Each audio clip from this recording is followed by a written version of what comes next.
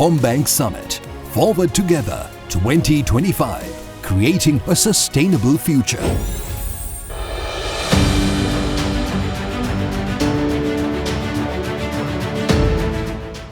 Thank you. Thank you for the colorful introduction.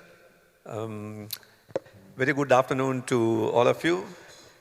I'm profoundly honored to be invited to chair this session as the moderator with the luxury of a distinguished panel you have seen with the introduction.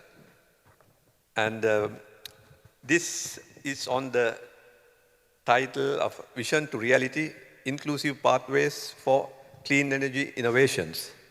And we have around 1 hour time allocated. And so we will have this in 2 sessions, 2 question sessions, and which at the end will be summed up by the rapporteurs. And we'll also give an opportunity for the audience to post their questions.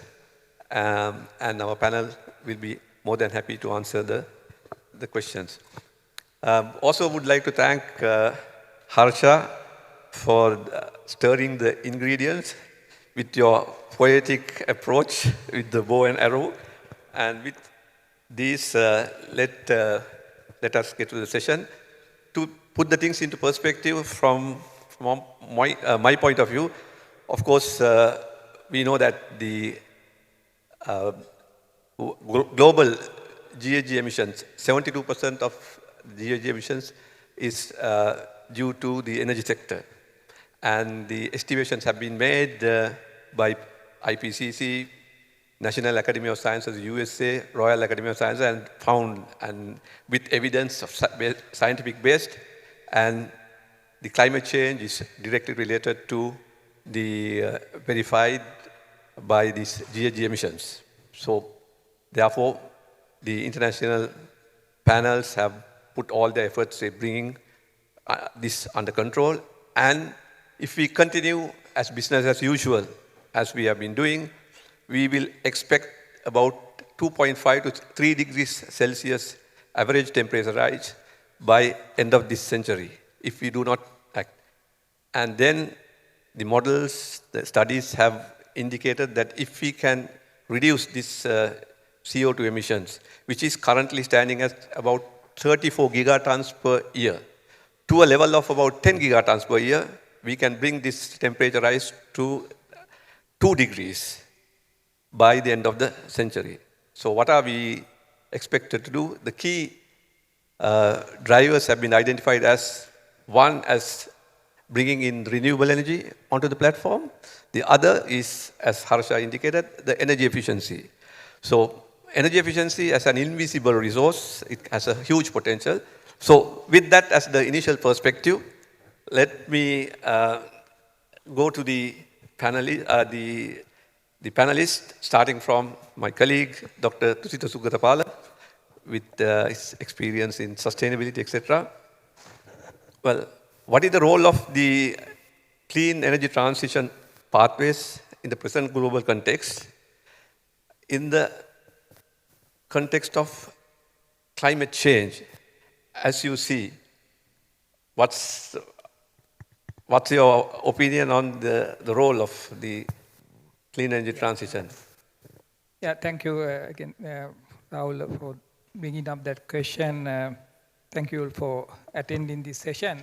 I just want to go a bit back regarding why this climate change word coming up. You know, it's basically linking to the global challenges we face, socio-economic challenges. Of course, there are many. And globally, most of the challenges for the human society are global in nature. And there's an understanding that we have to have a collective effort to address these challenges. So that's why UN system came up.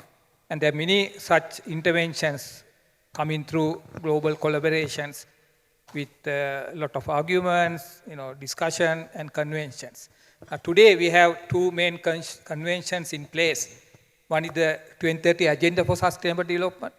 That's we consider as a must for our survival in the future. And then we have the Paris Agreement on climate change.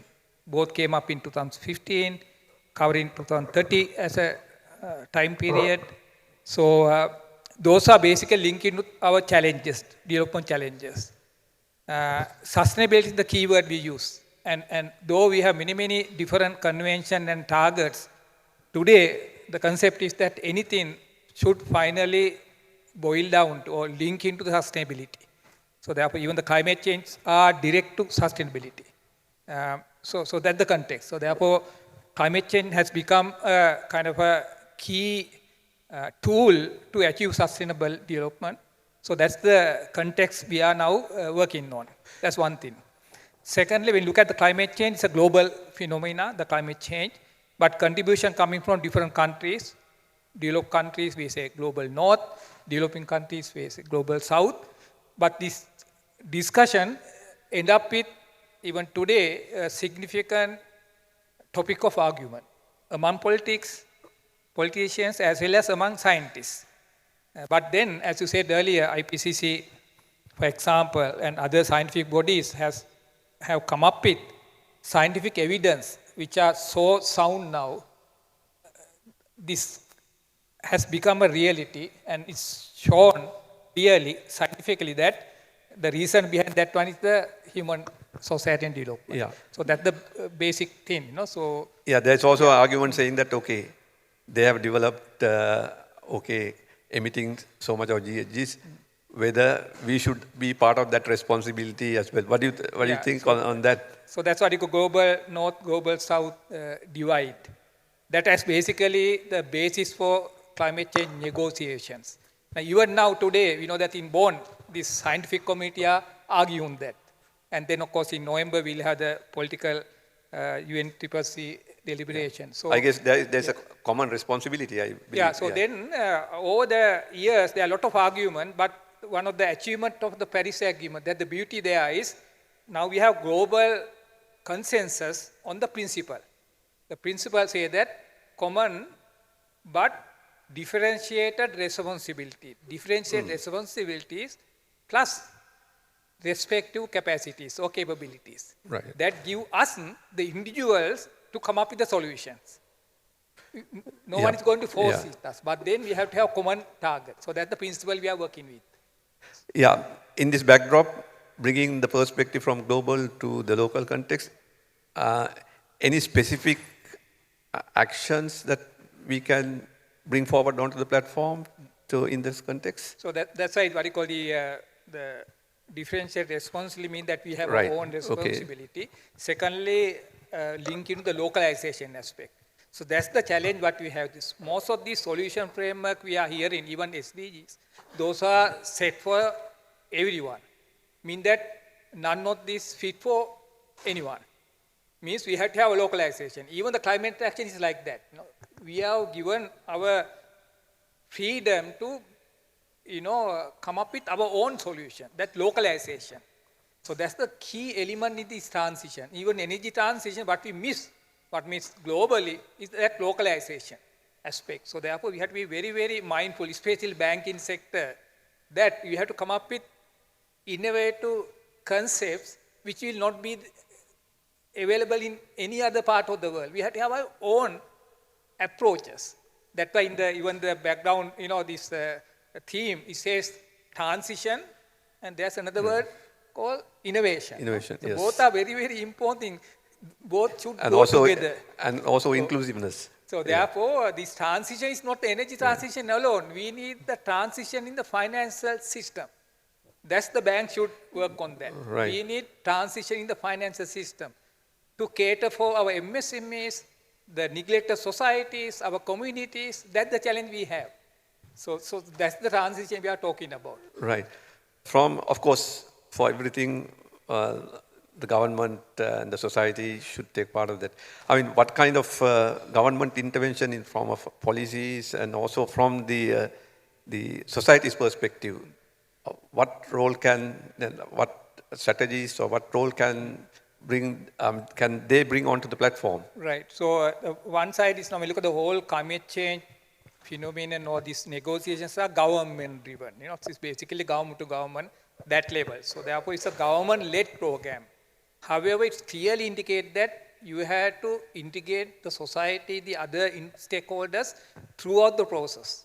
Even we are developing our targets like NDCs, the stakeholder mobilization, their engagement from the beginning is a mandatory thing. So therefore we have to engage all, even SMEs, even the local governments, everyone should get together to do that. So unless the government set a platform for them to contribute, that will not happen. So therefore government has the key role to form that platform, to get the contribution from private sector.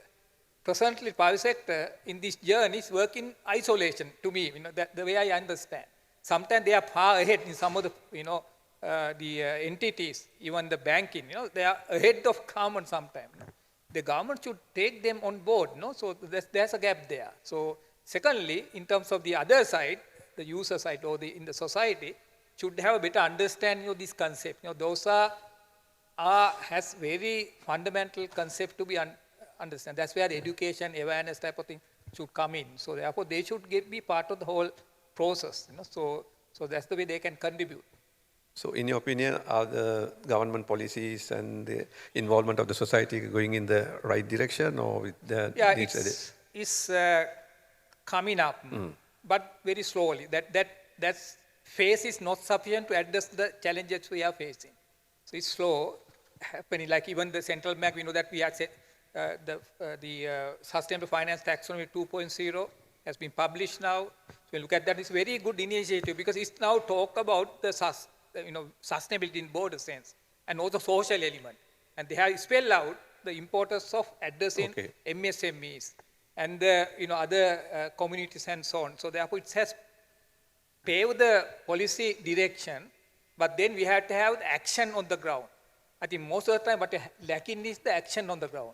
Right. We have policies, we have enough policies. I think we are trying to, refine the policies, but without looking at on the ground implementation.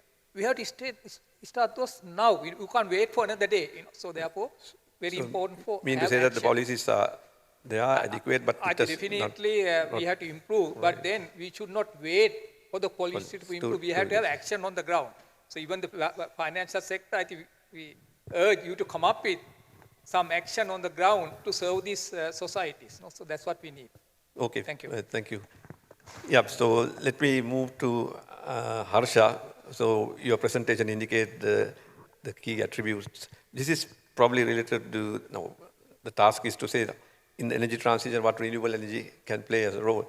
Of course, we have a legacy of renewable energy. I mean, maybe 2 decades back, we were almost, or 2 or 3 decades back, almost 100% renewable. But even now, we are also, in the current context, 40% renewable with major hydro. And then from that point onwards, we are moving towards 70%. The government directives or endeavoring to have renewable energy or clean energy or renewable energy in the government's electricity generation mix. Well, what is the how the evolution of the renewable energy since then has taken place to a level where we are now talking of in the order of 1,700 megawatts of rooftop, and how it's evolving, and what is expected from this to the next 10 years or so? Yes, that is exactly what I was trying to communicate during my keynote address. There is the engagement of the society at large. So we were successful with the Suryabala Sangramaya to do exactly that thing. You will never believe that entire transformative effort was based on a 16-page document, a simple document. We only created a fertile soil for certain things to happen. Then it's the private sector leadership and their desire to earn profits. And the customers desire to reduce the electricity cost. So there are so many ingredients which can go into an equation.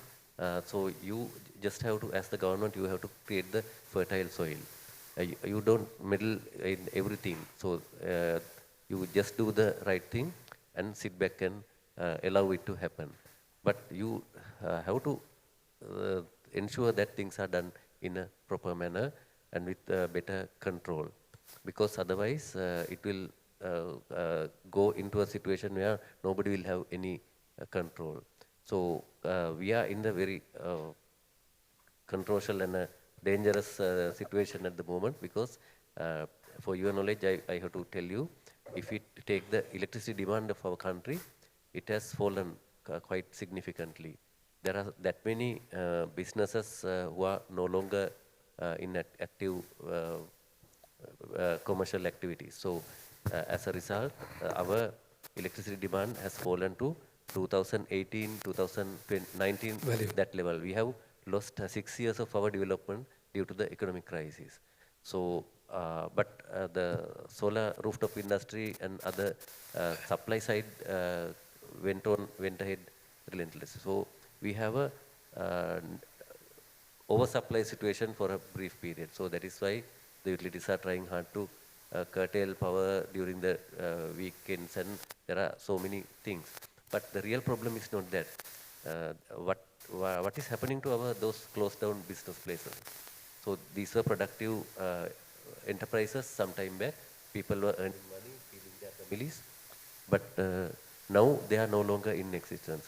So I did a casual survey of my township, where every third shop front is no longer offering anything. So 1/3 of the it is I come from the fashion capital by the of Sri Lanka, Kiribati.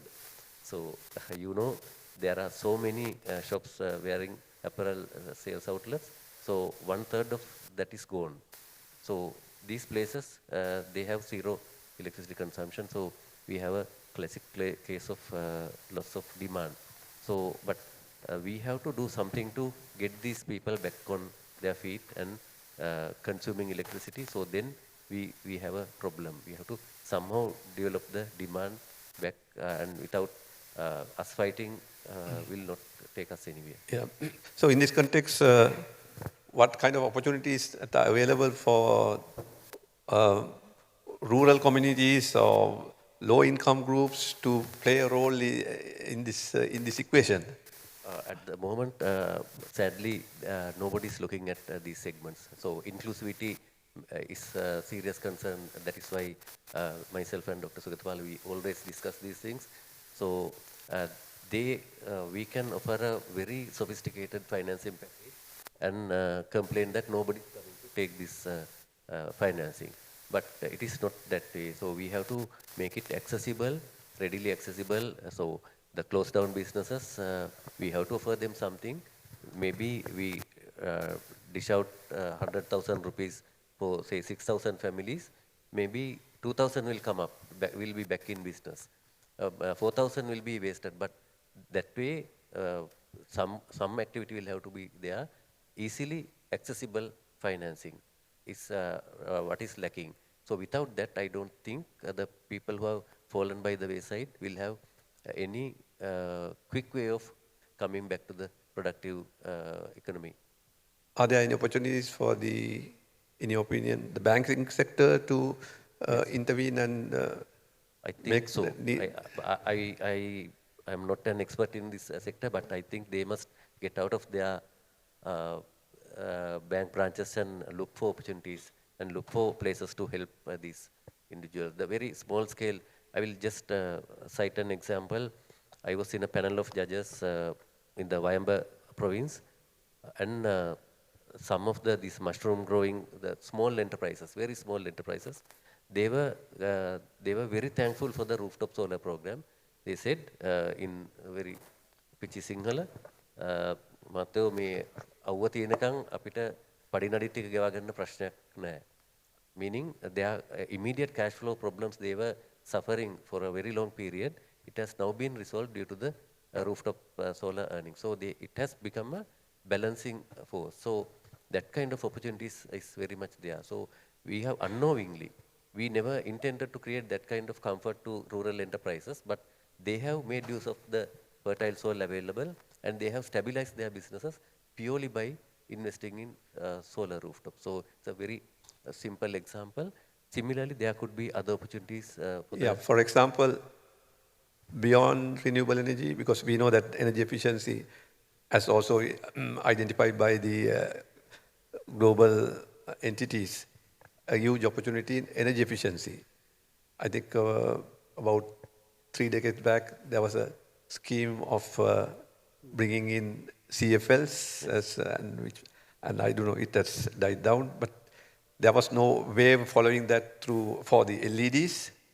But how can that kind of, in addition to renewable energy efficiency, can be brought into the equation, and then the low-income groups and also the banking community can participate? What kind of...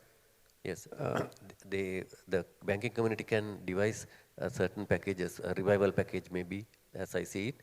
So getting these people back on track, back in the production.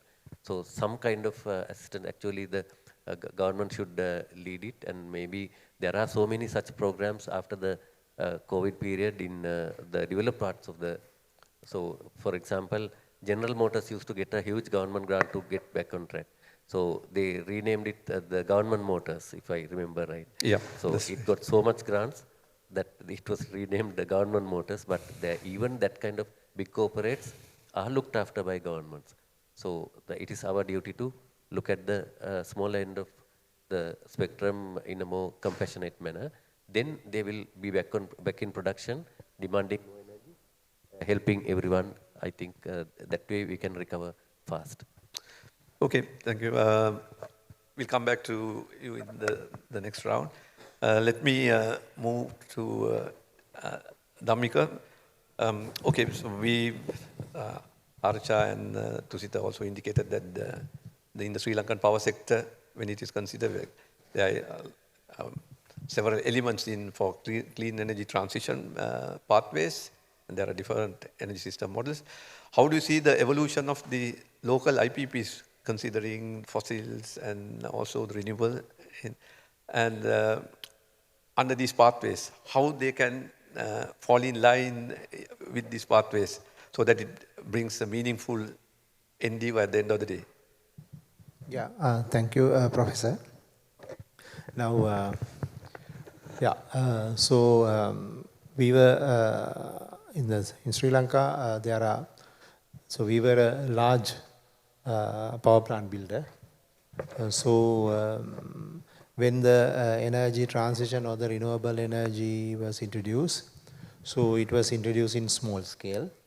So, and also, thing is this, renewable energy is sort of integration. I mean, the power plant building itself, renewable energy is sort of plug and play business.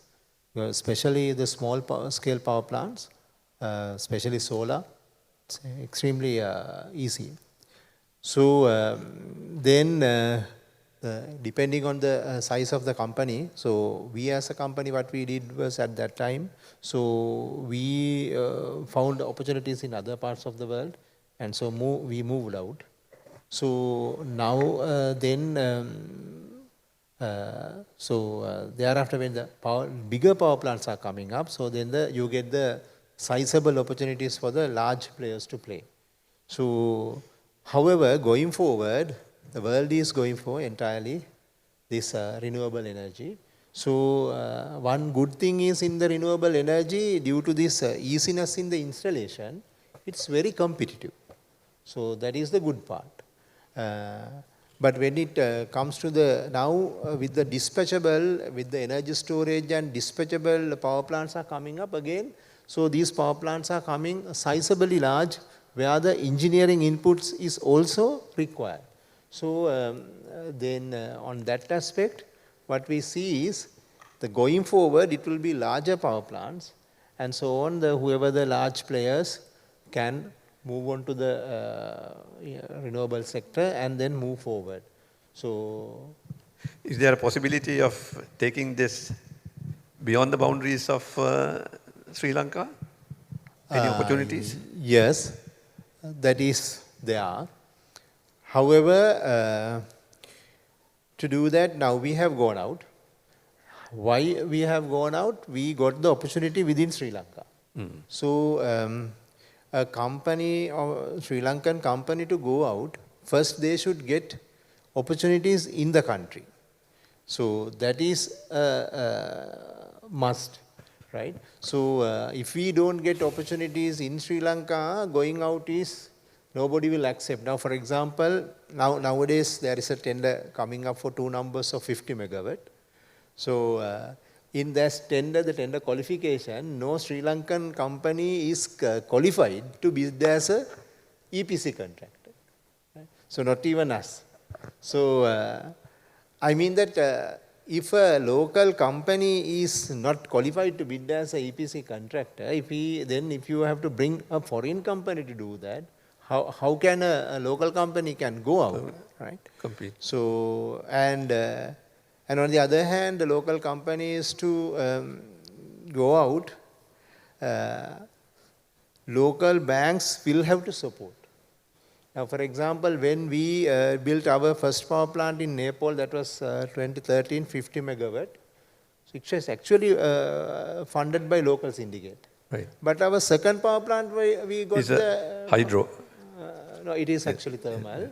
Thermal. Our last one was in Nepal, hydro, Right, but right. we got international financing. Okay. But I wanted to point out that our first plant was locally financed.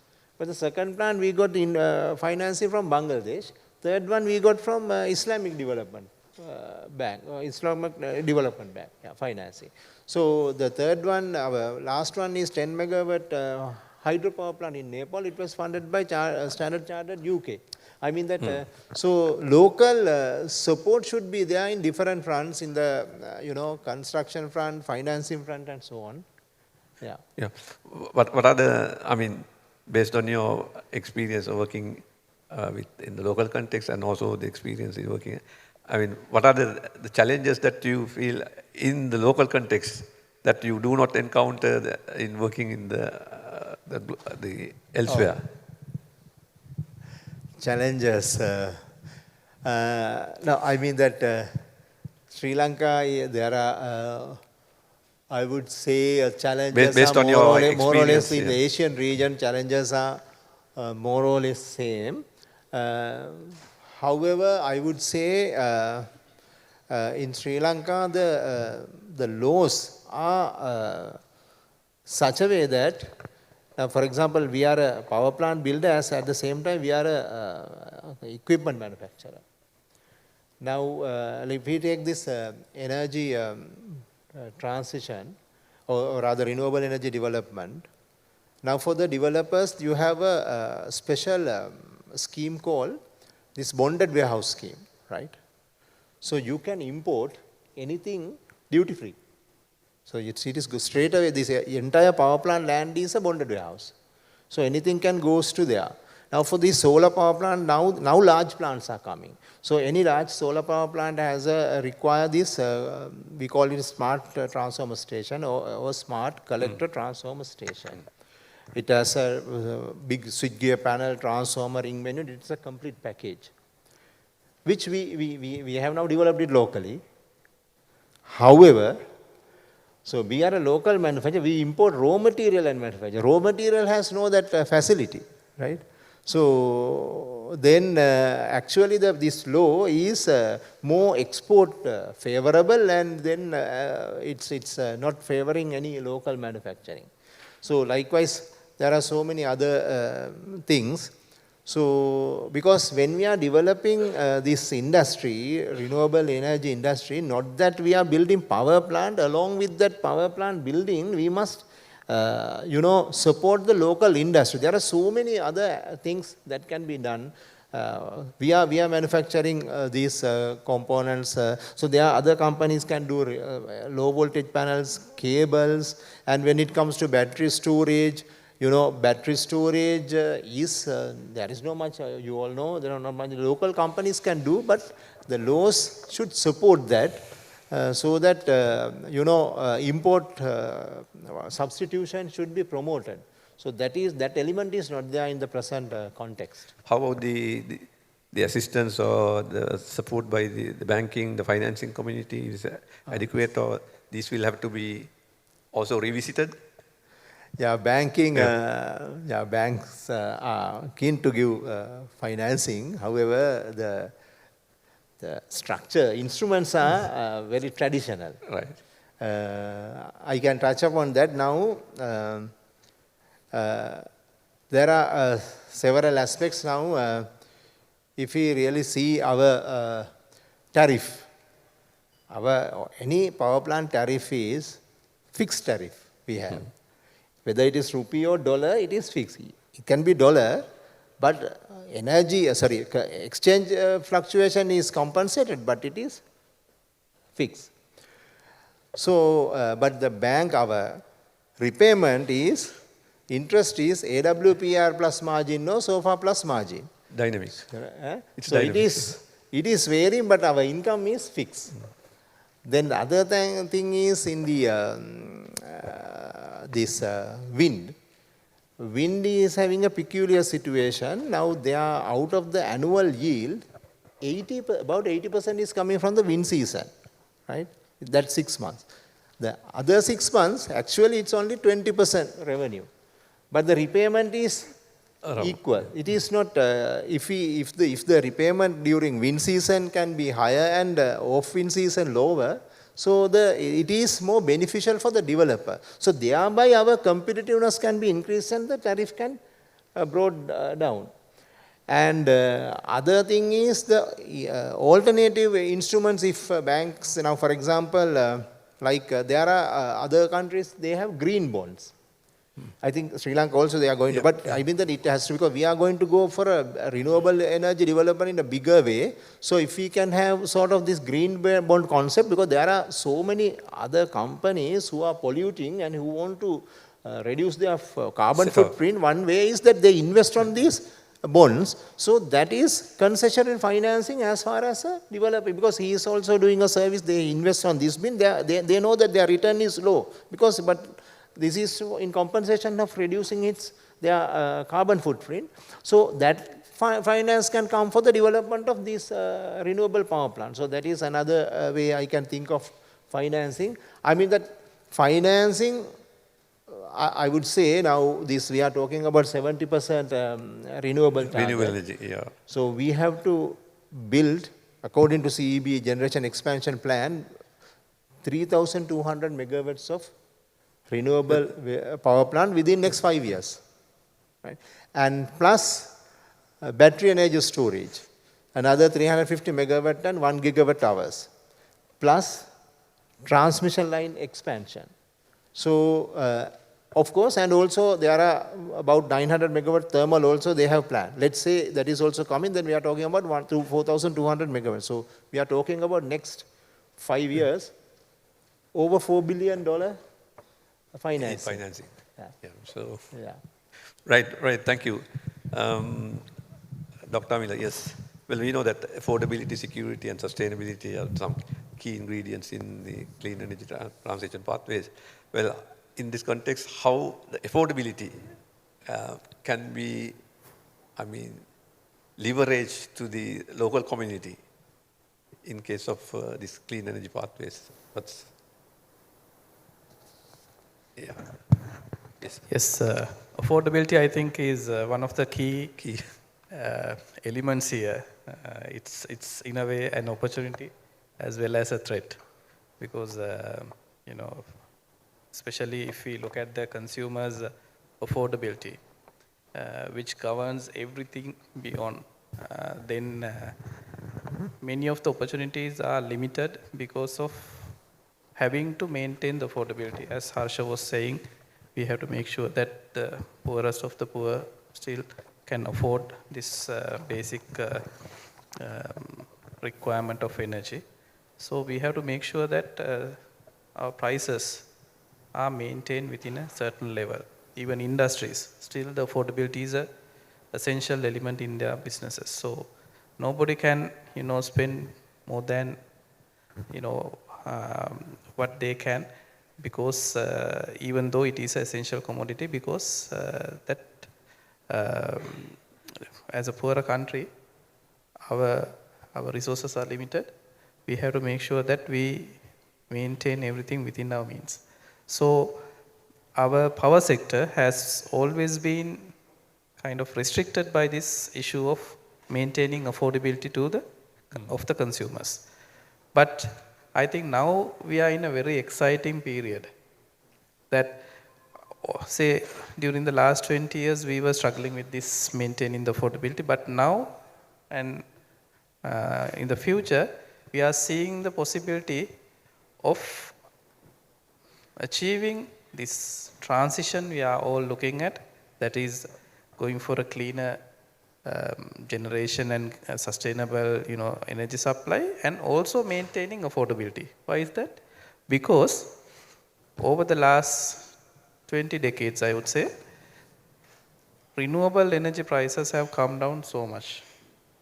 So, exactly. Yeah. so unlike those days where we were struggling against, having to meet the demand and again keeping it affordable, that was kind of a very difficult task. Now we are facing a much brighter future because our renewables are coming down in prices. So if I take an example, if we take solar PV, say 20 years back, we were not even looking at solar PV as a possible generation source. Why? The prices were absurd. Of course, it was a technology we were all talking about, but when it comes to real generation option, we were not considering. Why? It was too expensive. On one hand, those prices have come down. On the other hand, there have been technological improvements. Efficiency has improved, like almost double, close to double. So overall, now this cost of renewable has come down substantially. Even wind is the same. Prices may not have come down to the extent solar PV has come down, but still their efficiencies, their technologies have improved so much that renewable energy has become an affordable commodity to us. So I think there is a lot of prospects for us to afford this renewable energy transition in the future. Yeah. Having said that, I mean, right, as you said, correctly said, I mean, the renewable energy equipment cost is coming down. But looking at, I mean, the country's perspective, the issue is that the utilities indicate that the inability to accommodate because of the grid is not up to the level. And of course, renewable energy, the demand follows the generation. Then you have to have this, the storage. Bringing those into the equation, still with the going down cost of the renewable equipment, cannot we meet the affordability criteria to satisfy our society? And is there a break-even point that we should consider? And are we missing anything in that equation? Certainly. We are missing out certain things because of the affordability. Because, say now, as I mentioned, the prices are coming down, efficiencies are improving. So there is this nice opportunity we are facing, being able to use renewable energy in proper business models.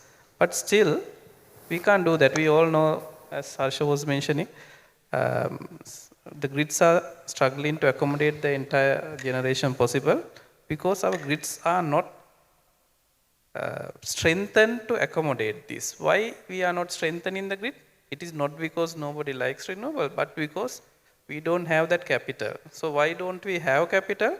Because we were not able to collect the necessary revenue to do this strengthening. So it's kind of a vicious cycle we are in, where we have this, very nice, clean options available, but still we can't reach out and grab them because we are not ready. Why we are not ready? Because we have been not been able to use them. So it is a very nice. We'll come to a bit more details in the second round. Just to wind up this, renewable energy, the source is, well, infinite, practically infinite and free. So isn't there an element that we should leverage in terms of the energy security bringing into this equation? And then how can we leverage that? Yes, certainly. Though we say and we see that renewable energy, for example, offshore wind, then solar power is unlimited. There are, as a energy economist, I could say that these are not so unlimited. Our affordability of developing this is limited, especially considering the competitiveness when we use this. Say, if we spend too much in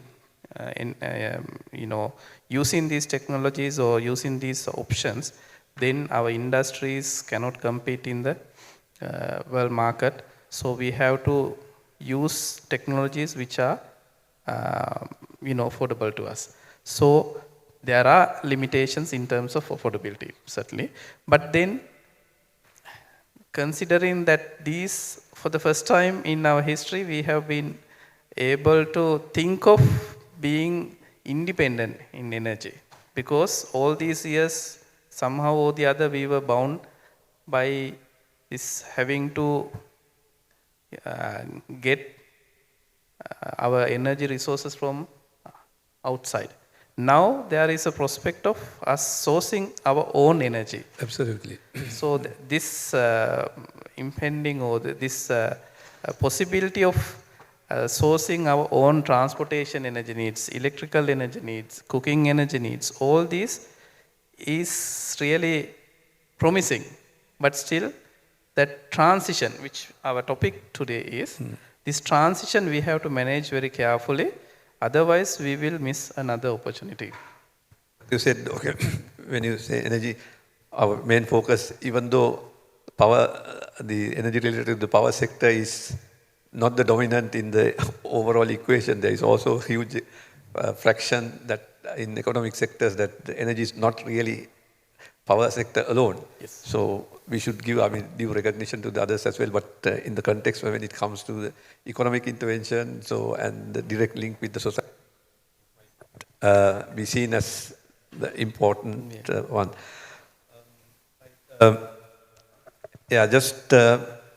We can go another round as we have planned, but much faster.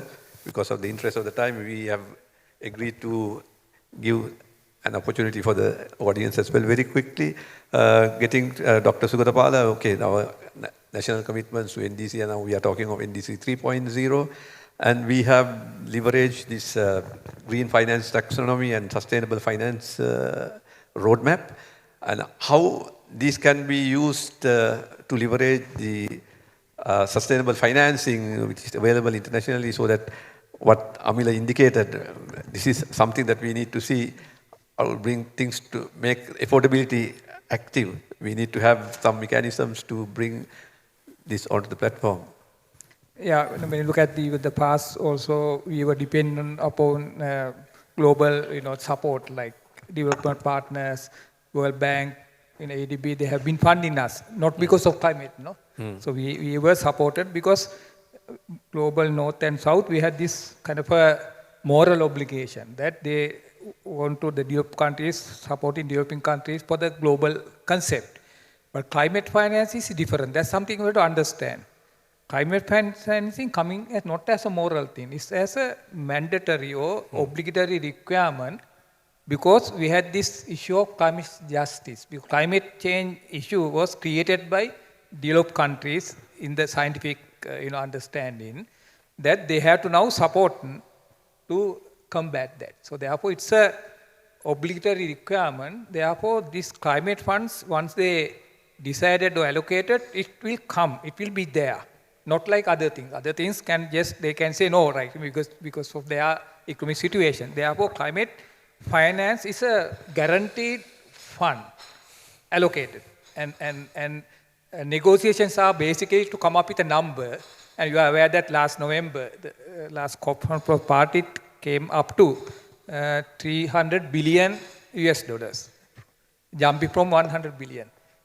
So it's a huge amount. But then, of course, when you look at our requirement, based on our climate commitments, we require around $1.3 trillion. Therefore, it's a fraction. But still, the 300 billion is a large amount. So therefore, there's opportunity. So the only thing is, getting that finance, accessing the finance is not easy. We have a taxonomies, we have all these regulatory type of thing to ensure these fundings are usefully employ for a development. Right. What is the critical message that we can give to the community? Basically, one of the fundamental things is, although it's called climate finance, it has to be used for sustainable development. That's the fundamental requirement. That's the way it's qualified. We had to show that how this climate financing contribute to our sustainable development, in how the societies are funded. That's what we had talked about earlier. How the SMEs are supported.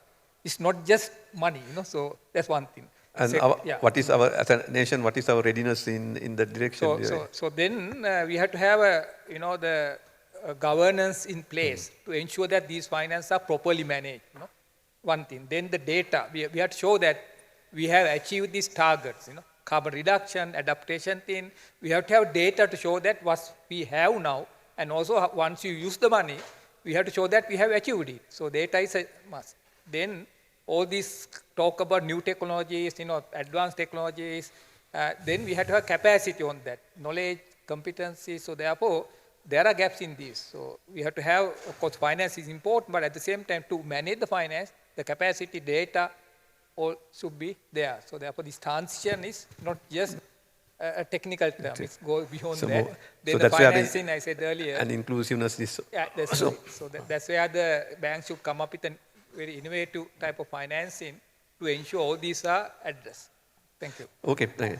Harsha, coming to your bow and arrow, poetic representation. I mean, with all the ingredients that you mentioned in the bow and arrow analogy, how to ensure that this no one is left alone. I mean, this, as stakeholders in this the way forward of our renewable energy drive.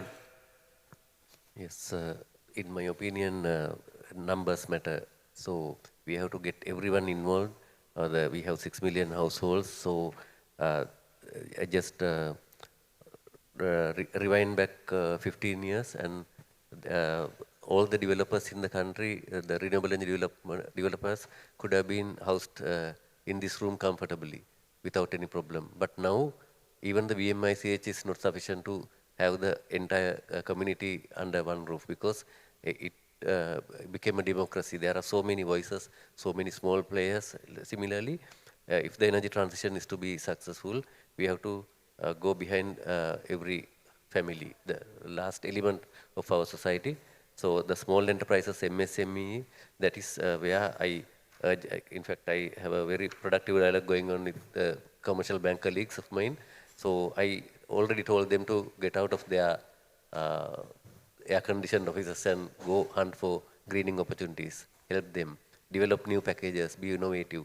Just like Dhammika mentioned, there are wind seasons, you have too much money, and off-wind season you don't have too much money, and we are on a fixed installment. So there are things you can sort out for our people.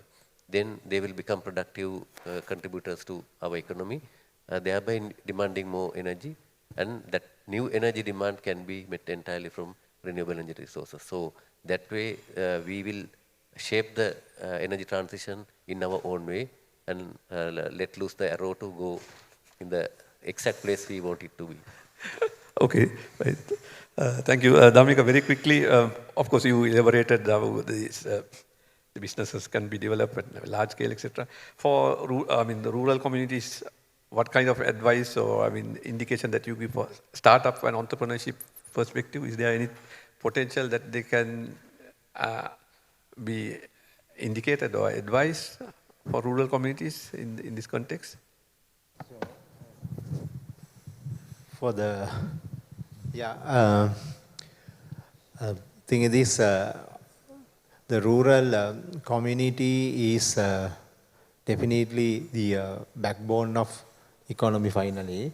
So my reading is energy, if you see the energy transition, our rural economies are mostly right now also, they were the most sort of people who use renewable energy much more than Absolutely. Anybody of us. Yes. Right? If they see they are cooking, they are fully renewable, right? So firewood and so on.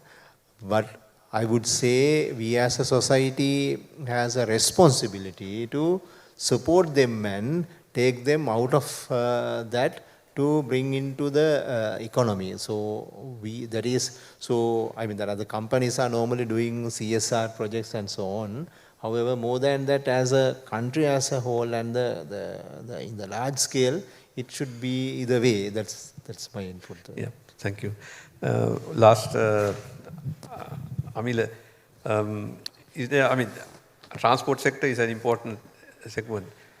Is there anything that the transport sector can benefit from in going through this clean energy pathways to develop, I mean, making use of the business models or any incentives in that context?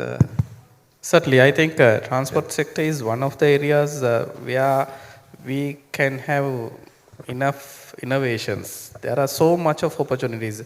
Even from the rural sector, I have seen, say, in Bangladesh, where you have a branch commercial bank. Rural sector has innovation in transport sector, where they have their, earlier we called them the rickshaws or something. Now they are entirely renewable and battery driven. Some have rooftop solar, a battery, and that charges this bicycle like rickshaws. So it could even come from the very poor, villages, these changes. And of course, with the electrical vehicles coming, railway electrification coming, which actually helps us to manage this large resource, because our electricity consumption alone has a specific pattern of use. We can't change it. But when you add transport sector into the mix, that gives so much of opportunities. And with batteries also coming, where the transport and batteries also go hand in hand, then I think we will have a perfect balance to make use of renewable energy to the maximum level. Okay. With the time constraint, we have completed the 2 rounds. We can open the session for maximum of 2 questions from the audience. If you can indicate your name, and then, yes, there should be a microphone around. And I am told that at the end of this session, there will be a reporters winding up. Am I right? Correct? Is that? Yeah. Right. Yeah. Okay. Thank you very much. I'm Parakrama Jayasinghe. I don't know how to describe myself, but I would have 10 questions, but at least start with 1 or 2. Look, I was very impressed with Harsha's last bow and arrow. So right now, what is happening is, we thought he had some kind of vision of, at least in this 70% diluted from the 80% of getting renewables by 2030. But right now, what has happened over the last few months, we have completely lost that vision. Now, there are people even saying that, no, you can't do the 70%. So that is the base important thing that we have to correct immediately. Right now, what has been done is to make sure, Harsha, whatever you have achieved through the Suryabala Sangrame is at an end. Because under present SPPA conditions, nobody will want to invest. No bank will even look at it. That kind of number of very specific things have been done. So what do we do to make that correction? That's my question. Okay. Harsha, you volunteer to respond? I'm at the wrong end of the arrow again. So I think it's a transitional thing. Actually, I'm not defending or speaking on behalf of the government in this case, but this tariff setting formula, I have been involved in it for a very long period, but the numbers which went in, I think the tariff setting committee stand by those numbers. So when prices fall, just to give you perspective, long years back, myself and my colleague Ajit Talus, we were discussing solar energy, and at that time, peak watt was selling at $10 a piece. So we thought $5 would be a nice value. Then we met the German delegation representing all the 14 major solar panel manufacturers. They told us the $2 per watt is near the horizon, and that is the best the world will ever go near. So $2 a watt. Now what is our price, panel price? It's 8 cents a dollar peak watt. So from $10 to 8 cents, it has come down that much. So that kind of reduction in cost of inputs will have to somehow reflect in the tariff. So the prices will come down. Maybe some other upheaval prices might go down, go up again. But let us respect the tariff setting process. There are temporary bad patches. Unlike any other market, there will be it is 100% market assurance you can't expect. So let's grow stronger and face the future. There will be even more price calamities waiting for us. For example, Kazakhstan tender 2.33 US cents per kilowatt hour. So can we ever imagine doing an energy project for that price? But there are people who are capable of doing that. We don't know how. We just can't even think. So I'm not defending them. I weep with you actually on this matter, but I'm sitting on the wrong side of the fence. So, but with us, yeah, yeah.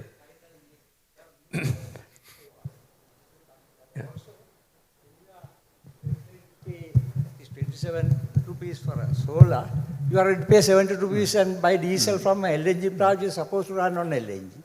What is this difference? That is where the vision is completely lost. So unless you correct that one, I mean, you will be DG. Yeah, you will have we'll that. send the message to the DG. we have another question. I think Ruan is. Yeah, please. We'll try to catch up. Thank you for covering all the sectors under the energy. But we can see a lot of progress on the power sector, but less or low progress in thermal and transportation. So thermal, since now due to the pressure of climate action, most of industries moving from fossil to biomass, then sustainability of biomass, sustainable sourcing of biomass being a challenge. So what kind of initiative we have as well as for sustainable food certification? Other than that, any that easy to access initiatives to ensure the sustainability of biomass, since now a lot of industries are moving for biomass? Okay, right. I think with that, we will have to conclude this session, giving the opportunity to the, well, I will, yeah, sorry, yeah, just a minute. Harish, oh, you would like to respond? Just before responding, I forgot to thank the commercial bank and the audience for my keynote listening to me. So sorry about that. And just quick response. I think Ruan is right.